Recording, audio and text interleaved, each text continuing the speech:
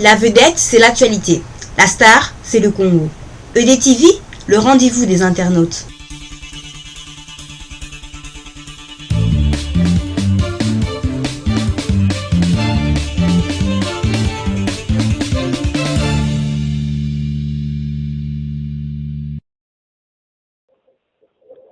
Si vous pouvez vous présenter et nous dire un peu ce que vous pensez par rapport aux accords d'Addis Abeba.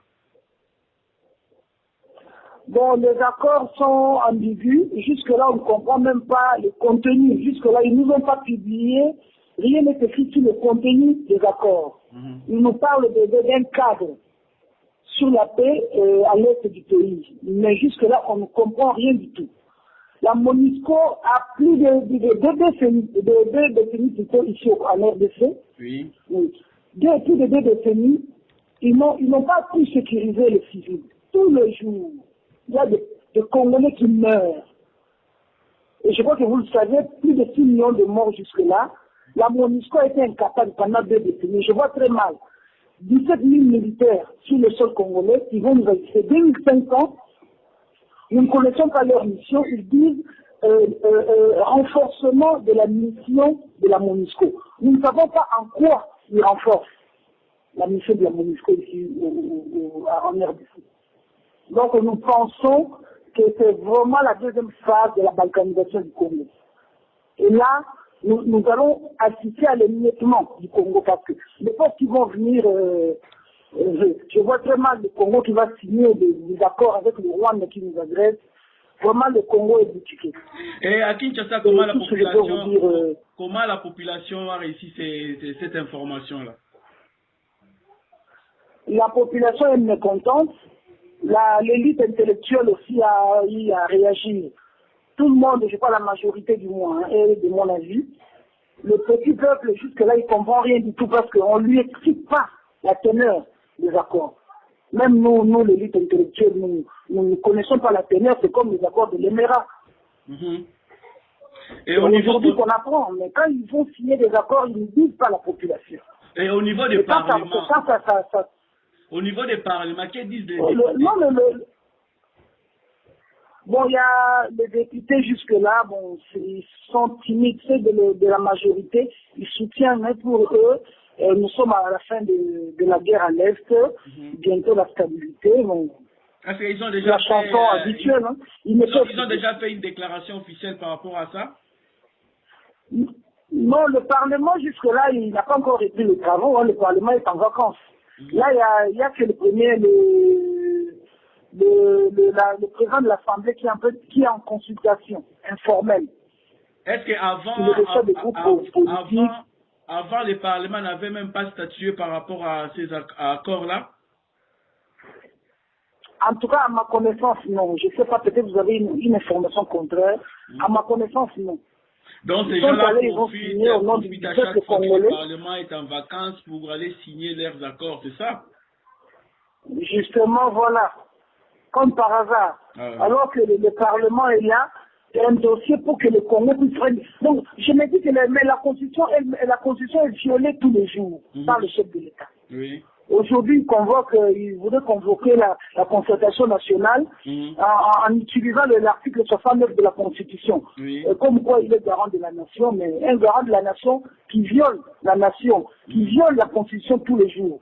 Quand c'est à son avantage, il vous montre les articles, comment il doit jouer son rôle de garant de la nation. Mais là, en tant que garant, il devait informer la population. Et que pensez-vous du dialogue qui se prépare? Bon, à la fois, c'est ce que j'étais en train de dire. Ils ont commencé par le secrétaire général de PPRD, le président, c'est pas M. Bechal.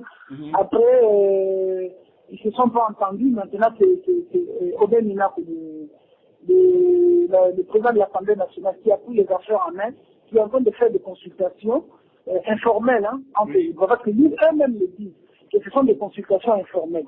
Nous ne savons pas au début, mais M. Bechal va commencer à faire des consultations en fonction de quoi nous ne savons pas. Parce que PPRD, c'est un parti politique. PPRD, ce n'est pas un parti État. Comment un représentant d'un parti politique, parce qu'il est de la coloration président, du chef de l'État, il doit faire de la consultation. Ils vous parlent de la concertation. Ils ont expliqué, là je suis en train de vous donner un petit résumé. Oui. Le pouvoir nous fait comprendre que la concertation nationale est différente de la conférence nationale, encore différente de la conférence ou des accords de San City. C'est différent parce que là, c'est des dispositions constitutionnelles de l'article 69, donc le chef de l'État, il prend ces dispositions en tant que garant de la nation pour faire une concertation avec la population. Mais la majorité de la classe politique congolaise ainsi que la population dit non. Ça veut dire s'il veut aller en concertation nationale, c'est parce qu'il y a quelque chose qui ne va pas. Comment nous sommes dans un pays, à chaque fois qu'il y a élection, il y a des groupes armés qui attaquent. Ça veut dire qu'il y a un problème au niveau des élections. En 2006, après les élections, il y a eu guerre à l'Est. En 2011, pareil. Ça veut dire qu'il y a quelque chose qui ne va pas et nous le savons tous. C'est à cause de tricherie. La population congolaise est oui pour le dialogue national. Ça veut dire un dialogue inclusif où tous les peuples congolais se retrouvent. Ça veut dire des représentations de la diaspora, des groupes armés, de la société civile, ainsi que de la classe politique. Voilà, en gros, ce que veut le peuple. Et nous voudrons, à l'intérieur du dialogue, qu'on puisse décortiquer tout ce qui ne se dit pas à haute voix. Et en tant qu'actrice politique, quelle est la solution pour que le Congo puisse sortir de cette impasse? Je pense que le dialogue, moi personnellement, si ça, je ne dois que parler de ça n'engage que moi. Nous sommes devant un gouvernement illégal, disons pas illégitime. Donc moi je souhaiterais que si nous devons aller au dialogue, que toutes les institutions de la République tombent et qu'on recommence à zéro. Parce que ce gouvernement-là ne fait que prendre des engagements au nom de la population congolaise, pendant que la population congolaise n'est pas informée. Moi, je vois très mal demain, qu'est-ce que nous allons léguer comme patrimoine à nos enfants? Qu'est-ce que nous allons leur expliquer? On gère le pays comme si on gérait une boutique privée. Personnellement, on doit faire tomber toutes les institutions de la République et recommencer à zéro. Et est-ce que vous avez un commentaire ou un avis à émettre par rapport au déplacement du président Tshisekedi?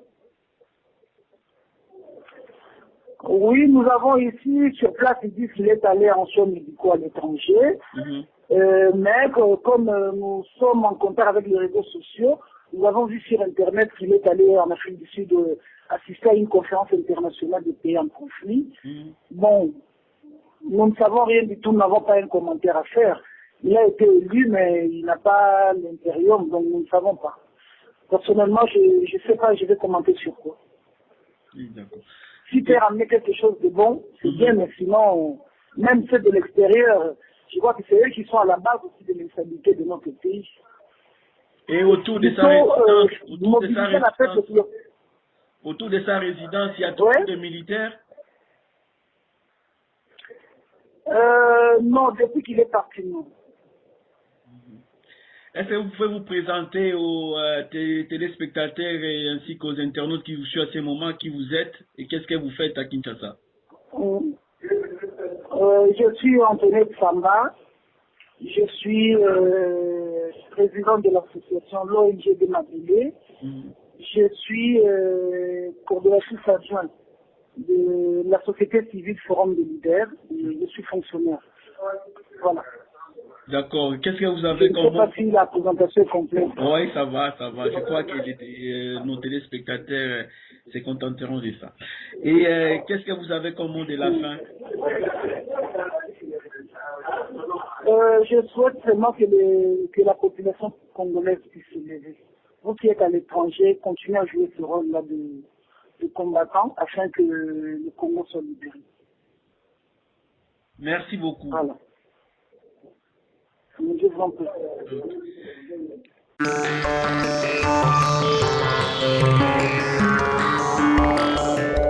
Envie de rester connecté?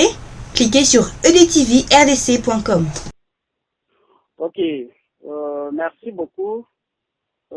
J'espère que vous m'avez appelé comme membre de C'est l'UNC. Voilà. Hein? Oui, exact. Si vous pouvez d'abord vous présenter, oui. Oui, moi c'est Maître Dieudonné Zorabo Nyamabakou. Mhm. Je suis le secrétaire fédéral de l'Union pour la Nation congolaise en Ituri. D'accord. Oui, quant à ce qui concerne la signature de cet accord-là d'Addis Abeba, Oui. notre lecture quant à ce, nous pensons que nous avons déjà signé beaucoup plus d'accords. Oui. Au moins, celle-ci, on ne sait pas si on a eu à consulter aussi le peuple congolais, parce que toutes les signatures que nous signons, ça n'a jamais profité aux Congolais. Oui. Nous ne savons pas que celle-ci doit aider à ce que la paix puisse régner sans pour autant que nous puissions consolider d'abord notre propre armée, compter sur notre propre armée, parce que on ne doit pas toujours tenir compte de la force internationale qui n'est là que pour ses propres intérêts, quoi. Mhm. C'est ça un peu notre façon de lire cet accord-là. Nous n'allons pas croire que le salut va tomber du ciel. Mhm. Le Congolais doit s'auto-prendre en charge. C'est ça notre souci. Est-ce que, comme vous avez dit là, que le peuple congolais n'a pas été consulté, est-ce que vous adhérez à ces accords? Pardon? Est-ce que vous adhérez à ces accords comme le peuple congolais n'a pas été consulté? Vous adhérez à ces accords? Nous observons ça de loin. Mhm. Oui, nous observons de loin. À ce que je sache, vous êtes représenté au niveau du Parlement. Est-ce que les parlementaires ont été consultés avant la signature de ces accords? Nous-mêmes, nous nous sommes posé cette question-là si les parlementaires ont été consultés parce que ce sont eux qui représentent le peuple au niveau de l'Assemblée. Oui. Oui. Et au niveau, donc question d'actualité, au niveau des Bounia là-bas, et au niveau des Maniema, est-ce qu'il y a la calmie? Nous ne sommes pas à Maniema, nous sommes à Bounia. Ah, à Bounia, Bounia. c'est l'Ituri. Ah oui, oui, C'est ça. Bounia et non Bounia. Oui, oui, oui, voilà, Nous voilà. nous sommes en Ituri, oui. Ouais, au niveau, à ces côtés-là de l'Ituri, c'est calme, hein, où il y a encore des bandes armées qui sèment la terreur. Et nous avons encore des poches de résistance à choses en Ituri. Vous connaissez le phénomène Cobra Matata qui est encore ici en Ituri. Mhm. Oui, ce sont des bandes armées qui sont en train de piller la population, en train de piller des têtes de bétail, à fin de désolation au sein de l'Ituri. Hein, tout ça au vu aussi du gouvernement qui est censé sauvegarder la population avec ses biens. Mais chose qui ne se fait pas parce que les bêtes sont en train de partir du jour au nuit. Mhm. Et en tant Oui. qu'acteur politique, comment comptez-vous résoudre ces problèmes qui ne cessent d'accroître dans notre pays? Bon, mais nous, nous sommes de tirer des sonnettes d'alarme. Et on est en train de crier, mais la solution vient de ce fameux gouvernement. C'est ce que nous pouvons dire. Mhm. Oui. Et comme mot de la fin, qu'est-ce que vous avez à dire à la population congolaise, notamment à la diaspora congolaise qui vous suit en ce moment? Comme mot de la fin, nous souhaiterions tout simplement dire que le Congolais ne doit pas rêver que la paix doit tomber du ciel. Mhm. La paix doit être consolidée à partir de la base, à partir de l'armée, la refondation de l'armée congolaise, Mhm. pour permettre à ce que lorsque nous allons dans des négociations internationales, que nous puissions partir sur de bonnes bases, que nous soyons d'abord sûrs de nous-mêmes, parce que quand nous allons commencer à pleurnicher comme si nous n'étions pas un État, ça ne va pas sauver la bonne marche de notre pays. Merci beaucoup. C'est moi plutôt qui vous remercie. Au revoir. D'accord. Oui, les accords d'Addis Abeba sur le Congo Oui, sur les pour Congos. terminer la guerre. Oui, voilà. Ceux qui sont signés par les 11 membres de l'Afrique centrale. Exact. C'est ce que moi je pense. Oui. Vous connaissez que depuis que le Congo est indépendant, Oui. depuis que le Congo est indépendant, on a toujours eu des accords. Avant d'arriver à l'indépendance, on était à Tananarive, il y a eu des accords, donc d'abord la table ronde. Tout se solde toujours par des souris.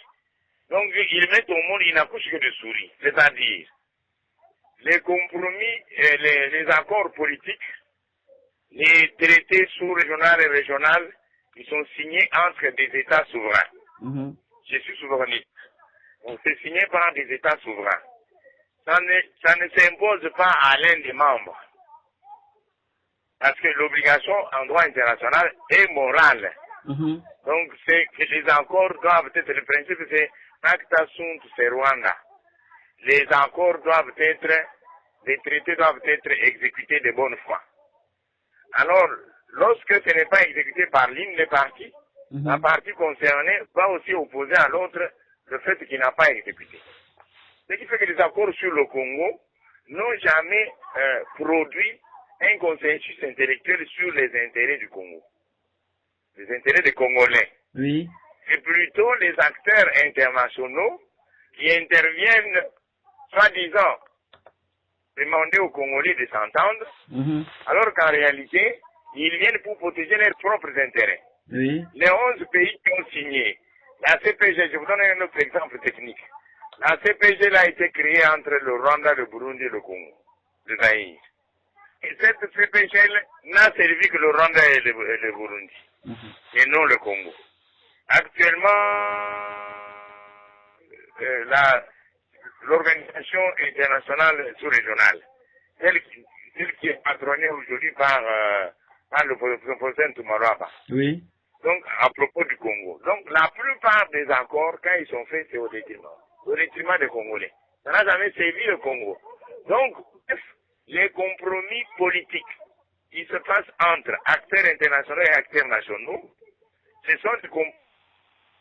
Et tout récent exemple, quand on est parti à Sun City, ça c'est signé à Addis Abeba, mais vous savez qu'avant d'aller à Sun City, il y avait des accords de Lusaka, il y avait des accords de Gaborone. Oui. Tous ces accords n'ont jamais servi l'intérêt des Congolais. C'est plutôt un marché des dupes, un repositionnement entre les puissances qui rivalisent le terrain du Congo. Un autre élément. Actuellement là, nous avons à peu près 15 000 hommes de casque bleu, la MONUSCO. 17 000. Mais malgré les 17 000, on dit qu'on va encore envoyer une autre force d'interposition. Et c'est pour se moquer des. Donc c'est sur les dos du Congolais qu'on fait tous ces accords-là. Et ils viennent pour se payer des primes, pour occuper l'espace au Congo et exploiter les richesses. Et tu peux même mettre l'accent sur, selon le professeur Fomba, on peut mettre l'accent sur le fait que les Congolais n'ont jamais appliqué les accords. Donc, depuis que le Congo est Congo, regardez, Palais de Marbre 1, Palais de Marbre 2, les accords politiques du Palais du Peuple, tout a débouché par des compromissions, donc de la tricherie. Ce que j'appelle compromis politique, ce sont des compromissions, donc c'est de la tricherie parce que c'est un marché des dupes qui pourrait prendre les prix. Rappelez-vous également, la tolérance zéro. On a fait une force qui est venue du Rwanda, qui est rentrée au Congo, soi-disant pour pourchasser les fédélaires ou FDLR. Jamais on nous a dit combien d'hommes sont entrés au Congo et quand est-ce qu'ils sont sortis. Donc, nous pouvons conclure que cet accord-là ne sert à rien. Ça ne sert à rien. Nous partons des accords en accord. Kabila a prétendu qu'il était élu. Il ne pouvait pas aujourd'hui aller faire des accords avec les autres, alors que son pays est attaqué et qu'il n'a jamais déclaré la guerre. Est-ce que sur le plan des droits, vous qui êtes un homme de droit, est-ce qu'on peut signer des accords qui engagent un pays sans consulter le Parlement? Non. Non, c'est pour ça que je vous dis que ce sont les accords signés entre chefs d'État. Chef d'État qui signifie représentant symbole de la nation. C'est dans le cadre diplomatique. Alors, ces accords-là ne produiront aucun effet sur le terrain. Parce que les priorités des négociants ne sont pas les priorités des Congolais. Ça devait normalement être décidé sur donc, habilitation des chambres avec autorisation, donc ça s'appelle l'habilitation des chambres. Le Parlement se réunit, autorise le chef d'État à aller signer un accord et sur le plan international. Les accords sur le plan international, c'est les traités. Et Ces accords-là, selon vous, quelle est la solution pour que les Congolais retrouvent la paix et le calme, hein? oui, pour retrouver la paix aujourd'hui, nous avons deux solutions. Oui. Soit nous faisons une révolution, soit nous nous soumettons à une marche pacifique de revendication de ces droits pour pousser le gouvernement du Congo, le prétendu gouvernement actuel, bon, parce que quand nous disons prétendu, nous apparaissons comme des opposants. Non, moi je suis spécialiste des questions de services publics au Congo, j'ai étudié la crise du Congo. Donc c'est ça que j'ai dit, si le peuple ne revendique pas ses droits, ne se met pas dans la rue, il ne fait pas des marches pacifiques auxquelles pourraient se mêler certains émeutes, il n'y aura pas de changement au Congo. Les accords des priorités d'un peuple aboutissent à rien. Donc, pour que nous le gouvernement efficace doit provenir d'une élection régulière. Et ce gouvernement doit avoir pour priorité, formation d'une armée républicaine. Nous devons avoir l'armée républicaine, jamais les mercenaires. Les mercenaires n'ont jamais défendu un pays. Les mercenaires n'ont jamais défendu un État. Nulle part au monde. Nulle part au monde. Les mercenaires n'ont jamais défendu un État. Donc il faut une armée républicaine. Or, qui dit républicaine dit recensement du peuple congolais, recrutement des vrais, de la jeunesse, des enfants du pays, des natifs, qui vont former la vraie armée homogène pour défendre le pays. Et que pensez-vous des dialogues qui se préparent? Non, le dialogue ne va aboutir à rien. C'est une démarche de repositionnement. Tous les faux opposants vont retrouver des postes, mais il n'y aura pas la paix. Comme les Lumbara vont se trouver dans l'M23, ils auront un poste. Donc ça n'a rien à voir. Ce n'est pas une démarche de réconciliation. Ce n'est pas une démarche de réconciliation. Parce que nous sommes gouvernés par défi. Ouais. Et quand il y a gouvernement par défi, il n'y a pas paix. D'accord. Est-ce que vous pouvez vous présenter aux téléspectateurs et aux internautes qui vous suivent en ce moment?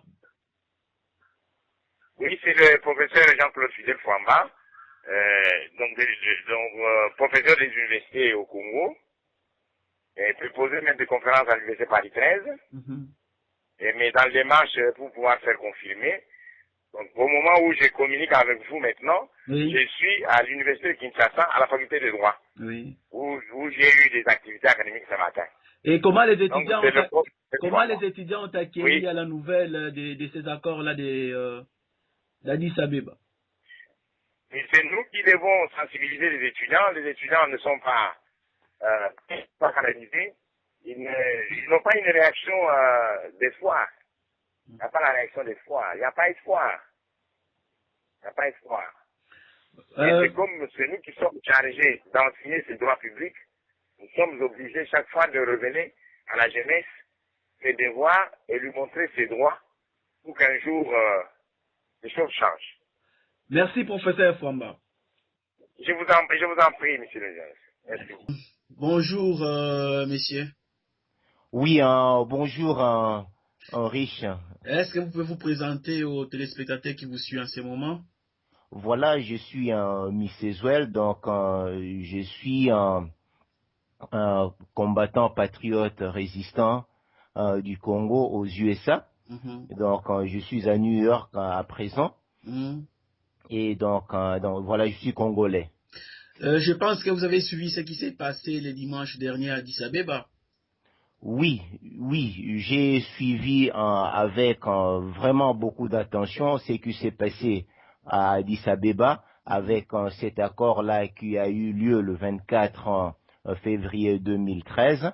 Alors, donc, pour la situation du Congo, enfin de la RDC, mais ce qui est là et ce qui est très important pour que les Congolais puissent savoir ou connaître, donc c'est un accord qui est donc cet accord abolit ou avalise tout ce que les démarches que nous, combattants, nous sommes en train de faire. Donc, je voudrais dire ceci.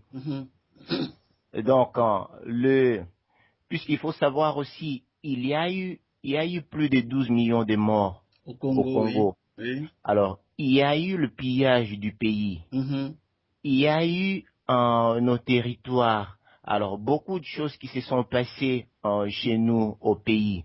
Alors, avec cet accord, met le Congo aux enchères. Donc, le Congo est hypothéqué. Donc, c'est ça vraiment, s'il faut comprendre. Voilà. Donc, ils peuvent pas nous remettre le pays parce que une fois ils nous remettent le pays, donc nous allons aller à la justice. Donc, nous allons leur demander les comptes. Les comptes. Alors. Voilà. Donc, nous pouvons conclure que pour vous, donc vous êtes contre ces accords. Donc, l'accord, oui, je suis contre cet accord puisque la guerre ne concerne pas le Congo. La guerre, c'est entre Hippolyte Kanambe qui s'est passé au nom de Joseph Kabila avec ses frères rwandais et ougandais. Donc ça n'a rien à voir avec le Congo, puisque le Congo actuellement, si vous regardez les tribus du Congo, nous ne sommes pas en train de faire la guerre.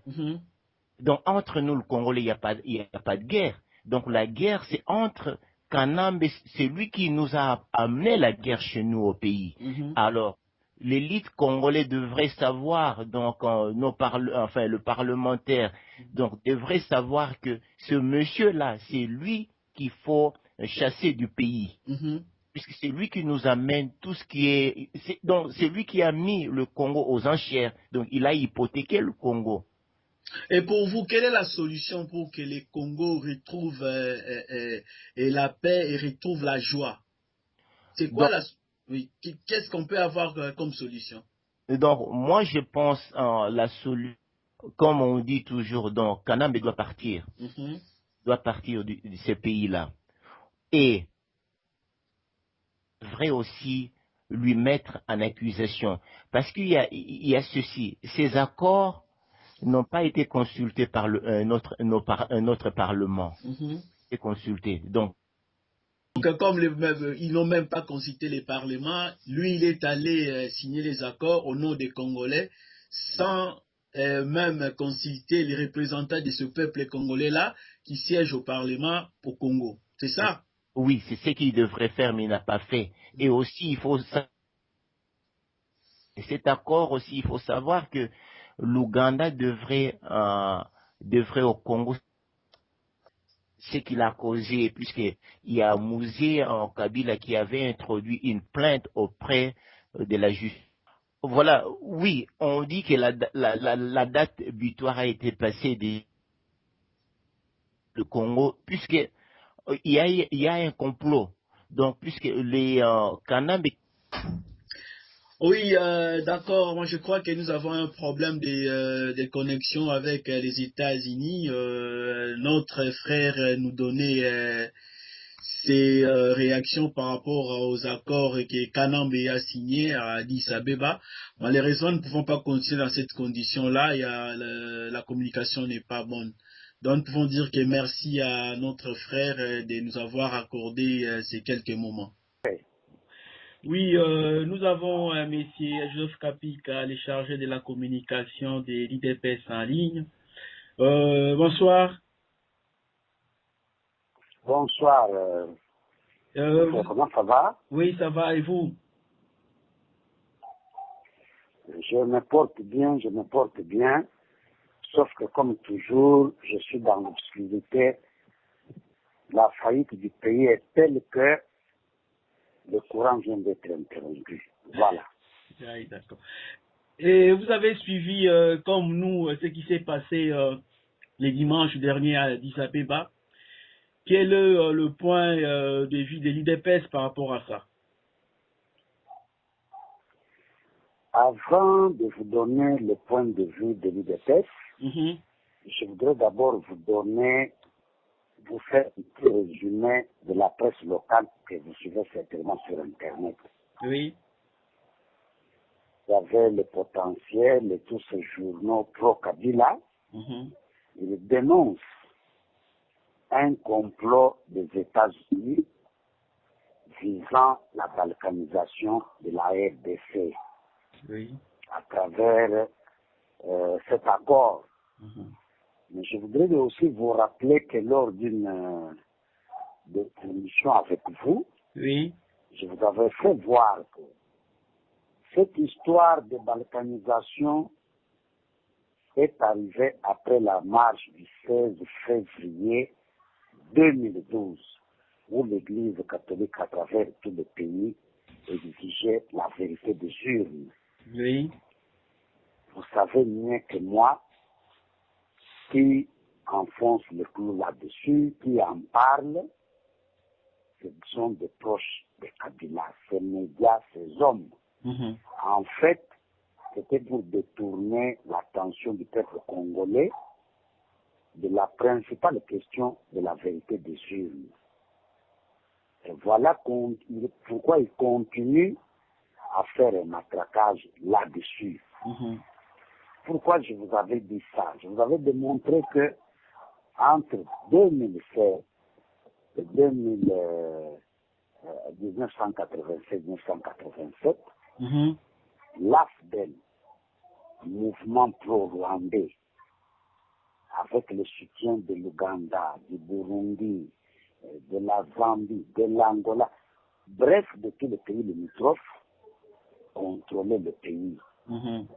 Donc, je pense que si, en ce moment-là, la visée était la balkanisation, Mobutu était malade, ils en ont profité, l'armée de Mobutu, complètement défaite, parce que les généraux étaient devenus des affairistes, les services de sécurité coiffés par ce qu'on connaît, devenus des affairistes, plus personne ne s'occupait du pays.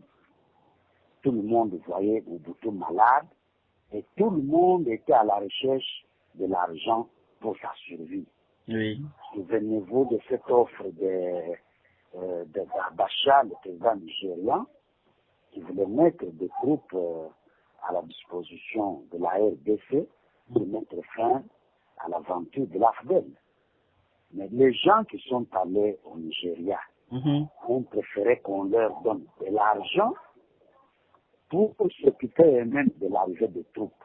Et ce que j'ai dit, vous les lisez dans le livre d'Engwanda, vous les lisez dans le livre du professeur Vundwawe.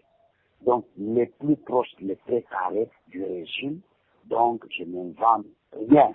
Et d'ailleurs, les deux font allusion à $1 million donnés par Savine pour les soins de Mobutu en Chine, dont Mobutu n'a jamais entendu parler. Tous ces gens-là vivent encore. Je voudrais dire qu'ils étaient dans ce complot-là.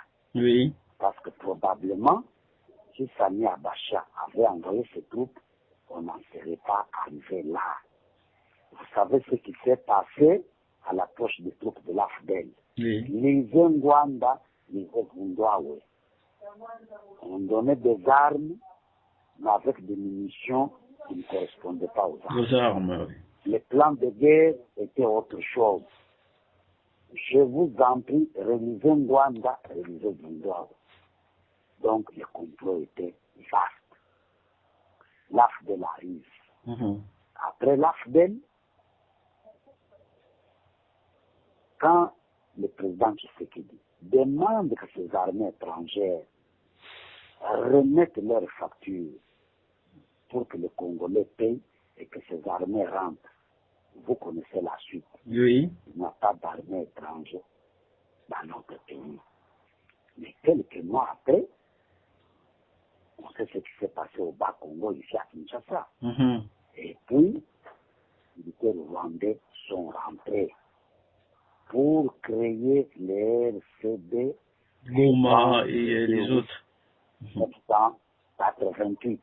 Vous savez que le RCD a contrôlé une grande partie du pays, et puis arrive Jean-Pierre Bemba, soutenu par l'Ouganda, il contrôle une partie du pays. Enfin viennent les Lumbala, les Mboussanyamessi, soutenu toujours par l'Ouganda, contrôlant chacun une partie du pays. Oui. Je pense qu'en ce moment-là, si le plan était la balkanisation, ça aurait été fait. Ça aurait été fait. Je vais plus loin. Ça me cite tout ce qu'on veut dire. Et enfin, le dialogue intercongolais, sollicité par Tshisekedi, contrairement à ce que tout le monde raconte, sollicité par Tshisekedi. Donc le dialogue intercongolais a été sollicité par le président Tshisekedi.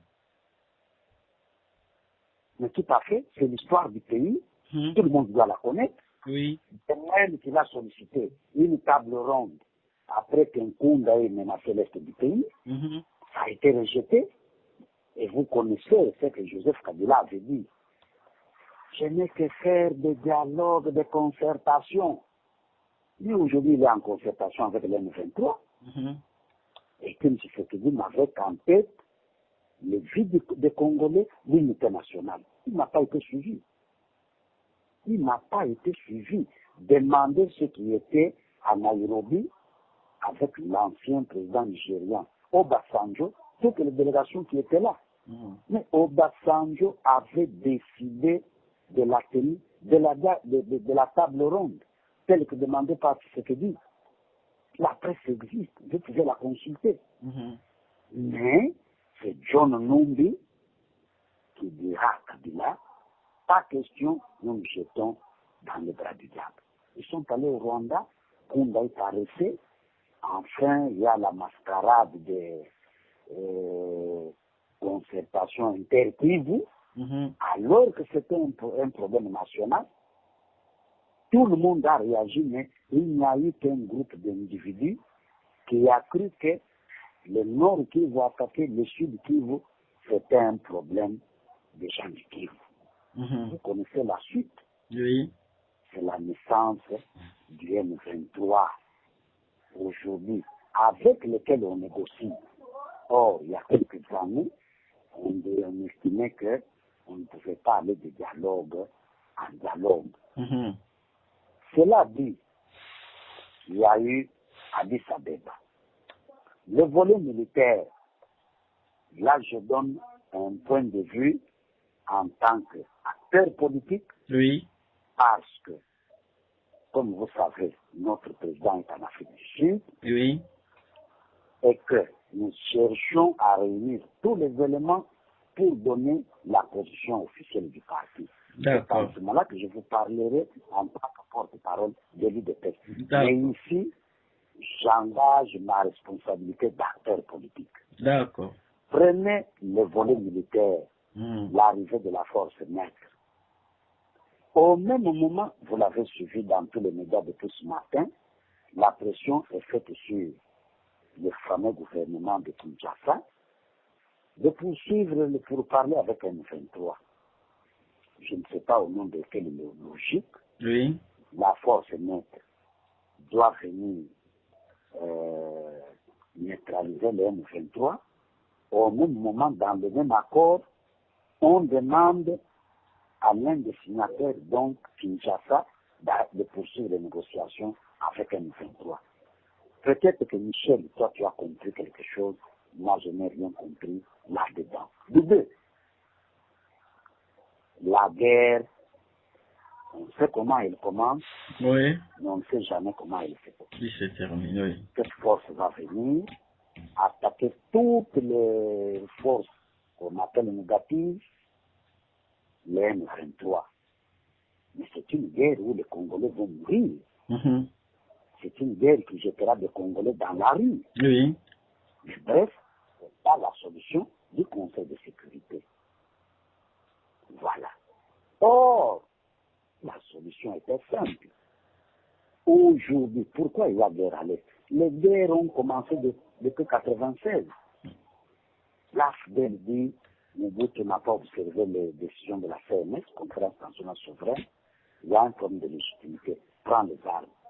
Derrière la tête de Rwandais, il faut éradiquer les intérêts et les ex-phares. Kabila arrive, mais élu par personne, les problèmes de légitimité continuent. il entre en conflit avec ces hommes qui vont à Goma. Il est tué. Le fameux Joseph prend les choses en main. Il n'y a toujours pas élection. Donc la question de légitimité se pose. Oui. La question de légitimité persiste. Il y a 2 élections en 2006. Le monde entier sait qu'elles étaient gagnées par Jean-Pierre Bemba. Ce n'est pas un secret. Jean-Pierre Bemba connaît le sort qu'il est. J'ai eu à vous dire un jour que mon ami Valentin Moubaké, moi Joseph Kapita, nous sommes les derniers Congolais à échanger avec Papa Bemba Jamais et à échanger avec Jean-Pierre Bemba avant son arrestation sur instruction du président Tshisekedi, qui tenait à sauver le Congo. Je me souviens des paroles de Papa Jeannot Bemba. J'en parle sans être autorisé par le président Tshisekedi, parce que Papa Bemba est mort, et à son âme, Jean-Pierre est en prison. Poser la question à Bemba Piata, c'est dans son bureau à Limité que nous avons parlé. Papa Bemba nous dira ceci. Je viens de l'hôpital où j'ai été voir mes médecins. Dit à Étienne, donc Tshisekedi, ce qu'il m'a envoyé comme message ne vient pas de lui, mais c'est une révélation de Dieu. Nous devons sauver le Congo. Et quel était le message? Toute affaire se sent. Jean-Pierre, pour qu'il entre en contact avec vous, afin que ce qu'Étienne a demandé se fasse. Ne me demandez pas de vous dire, vous comprenez que, à la dernière minute, Étienne Tshisekedi, toujours soucieux de l'unité nationale, de l'intégrité du territoire et même de l'avenir de ce pays, nous cherchons d'entrer en contact avec Jean-Pierre Bemba et Papa Bemba. Je ne vais pas rentrer dans le passé inutilement, mais je voudrais vous dire ceci. Bemba gagne les élections. Il n'accède pas aux affaires, parce qu'il y a Bamou, comme il y en a eu aujourd'hui. Vous aviez suivi Karel de Guit, ancien ministre des Affaires étrangères. Il vient ici. Il distribue des curriculum vitae. Il dit à haute voix, au Congo, il n'y a pas d'État, même pas un embryon d'État. Il est le premier à dénoncer le manque de leadership dans ce pays. Pourquoi il ne parle pas de légitimité? Parce qu'il y a eu une élection acceptée par Jean-Pierre Bemba. Il était gagnant, il a accepté, c'est l'histoire qui en parlera. Les résultats sont connus. On ne peut pas dire non à ce qu'un des candidats a accepté. Pendant ce temps, on parle de crise de leadership. Et c'est cette crise qui conduit le pays à la faillite. Enfin, il y a les élections de 2011, gagnées haut la main par Étienne Tshisekedi. Et je vais atterrir par là.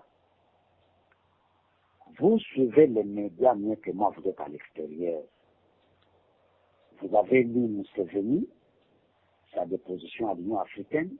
Vous avez suivi Kagame sur CNN. Ils reviennent tous les deux sur la crise du leadership. Les deux, ils reviennent tous les deux sur des élections chaotiques, déjà dénoncées par tout le monde.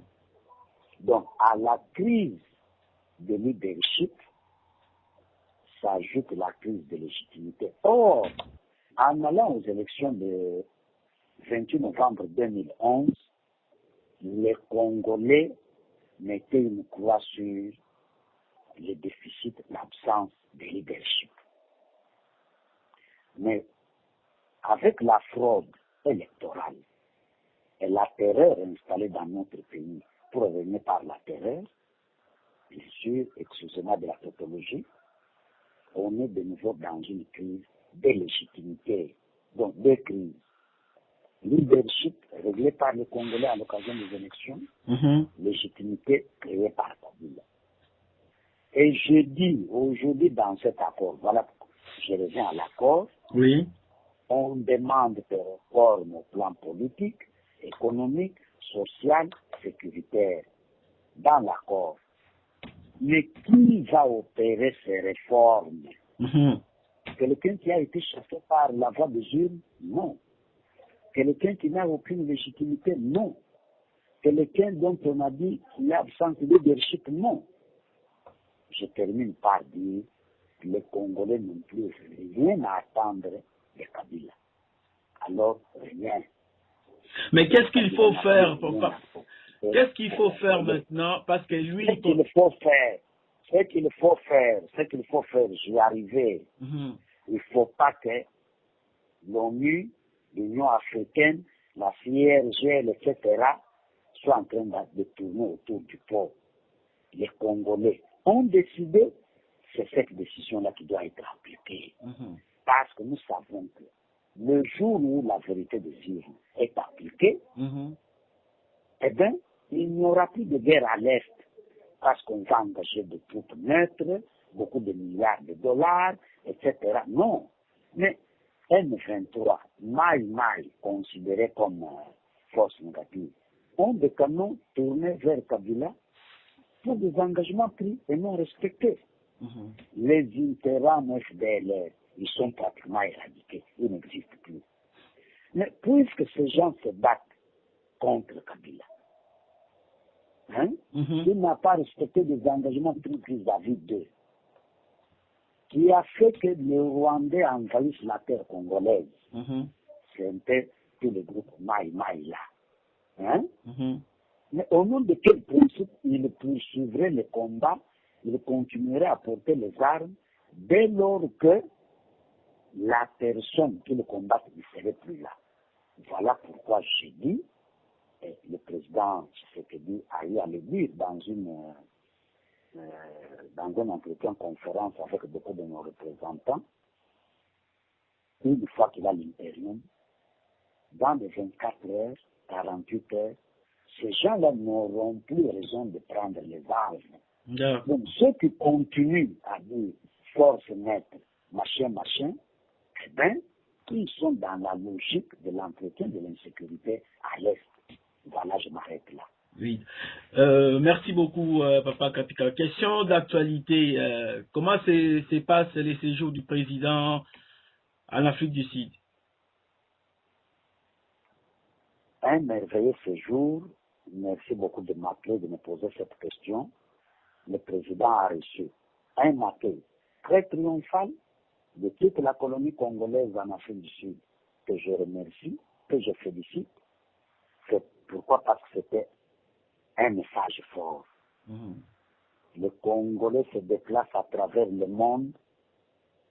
Jamais un seul n'a été ovationné, comme c'est ce que dit, en Afrique du Sud, en Europe, en Amérique. Ça signifie que pour les Congolais, le chef c'est lui. Il n'y a pas un autre qu'on veut peut-être légitimer par un dialogue, par des conciliabules de tout genre.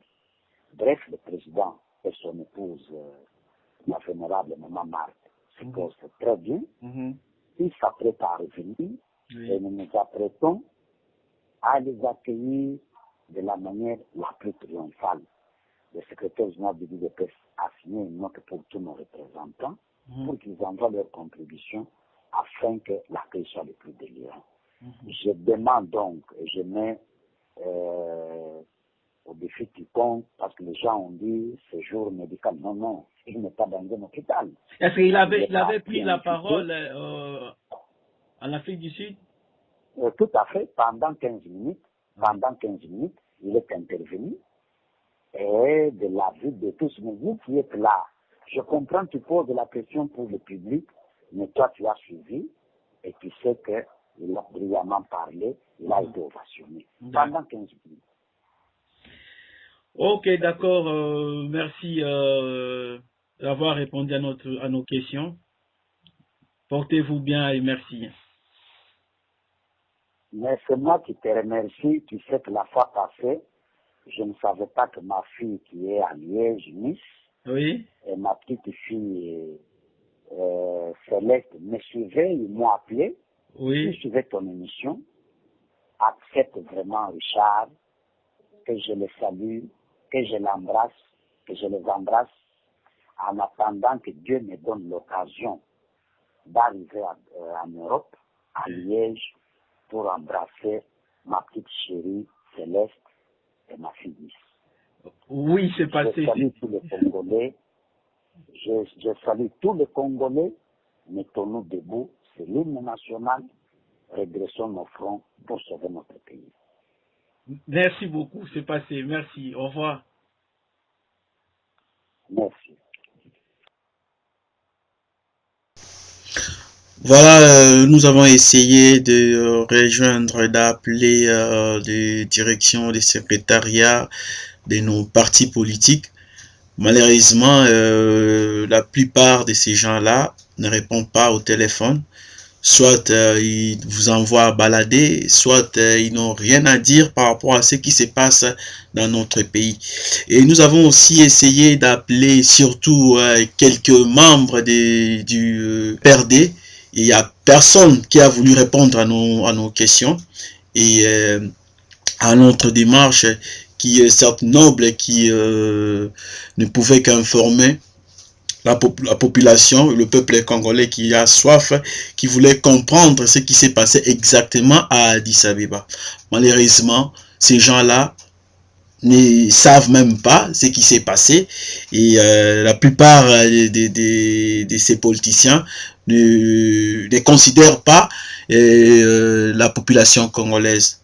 Donc voilà dans quel pays où nous nous trouvons. Voilà pourquoi nous devons nous battre.